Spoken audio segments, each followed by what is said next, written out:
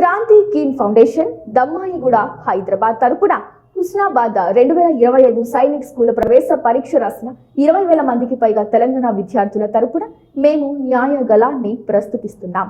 289/300 అలాగే 300కి 288 వంటి అత్యుత్తమ మార్కులు సాధించిన విద్యార్థులు మరియు వారి తల్లిదండ్రులతో కలిసి క్రాంతి కీన్ ఫౌండేషన్ తెలంగాణ రాష్ట్ర బీసీ సంక్షేమ మరియు రవాణా శాఖ మంత్రి పొన్నం ప్రభాకర్ మరియు ఐటీ అండ్ శాసన వ్యవహారాల శాఖ మంత్రి డి శ్రీధర్ బాబుని హైదరాబాద్ లో కలిశారు.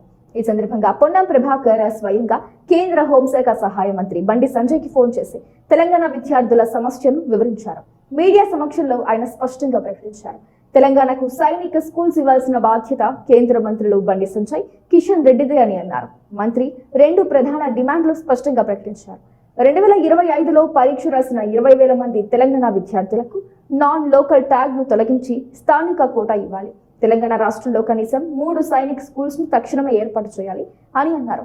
తెలంగాణ ఏర్పడి 10 ఏళ్లైనా ఒక్క సైనిక్ స్కూల్ లేకపోవడం తీవ్ర నిర్లక్ష్యమని ఆయన వ్యాఖ్యానించారు. పరీక్షలో ప్రతిభ కనపరిచిన విద్యార్థులను ఆశీర్వదిస్తూ ఇవాల్టి వీరే రేపటి దేశ రక్షకులు, తెలంగాణ గర్వ కారణమని అభినందించారు. తర్వాత మేము మంత్రి డి శ్రీధర్ బాబుని కూడా కలిశాం. ఆయన తక్షణమే స్పందించి విద్యాశాఖ స్పెషల్ సెక్రటరీ హరిత IAS కి కాల్ చేసి ఈ విద్యార్థుల సమస్యను తక్షణమే తెలుసుకోండి అని ఆదేశించారు. ఆ సూచన మేరకు మేము తెలంగాణ సచివాలయానికి వెళ్లి హరిత IAS ని ప్రత్యక్షంగా కలిశాం.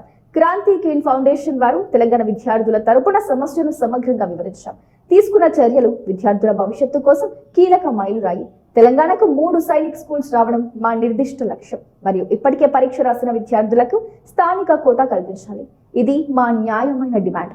ఈ కార్యక్రమంలో క్రాంతి కీన్ ఫౌండేషన్ ప్రతినిధులు పి శ్రీనివాస్ రెడ్డి, క్రాంతి, ఎం లావణ్య, కె కళ్యాణి, మనోజ్, సంతోష్, జేకబ్లు మరియు 30 మంది తల్లిదండ్రులు పాల్గొన్నారు. రాష్ట్ర విభజన తర్వాత తెలంగాణకు సైనిక్ స్కూల్ లేదు.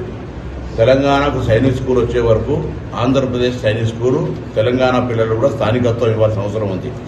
కానీ ఇటీవల ఆంధ్రప్రదేశ్ ప్రభుత్వం లేదా కేంద్ర ప్రభుత్వం ద్వారా తీసుకున్న నిర్ణయం ప్రకారంగా తెలంగాణ పిల్లలు ఆంధ్ర సైనిక్ స్కూల్లో స్థానికులు కాదని ఇవ్వడం జరిగింది. దాంతో చాలామంది పిల్లలు నష్టపోతా ఉన్నారు.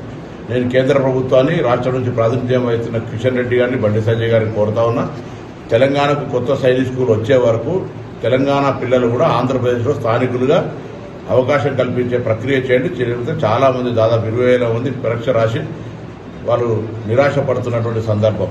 అదేవిధంగా తెలంగాణకు ఏర్పాటు 10 సంవత్సరాలు దాటిపోతున్నప్పటికీ కూడా సైనిక్ స్కూల్ రాలేదు. విభజన సందర్భంగా హామీ ఉంది, దేశంలో ప్రతి రాష్ట్రానికి సైనిక్ స్కూల్ ఉంది. కాబట్టి తెలంగాణ కూడా వెనుకబడ్డ ప్రాంతంలో ఏదో ఒక ప్రాంతంలో నేను హుస్నాబాద్ శాసనసభ్యులుగా హుస్నాబాద్లో కూడా పెట్టమని కోరుతా ఉన్నా. ఈ సైనిక్ స్కూల్ కూడా ఏర్పాటు చేయమని డిమాండ్ చేస్తా ఉన్నా.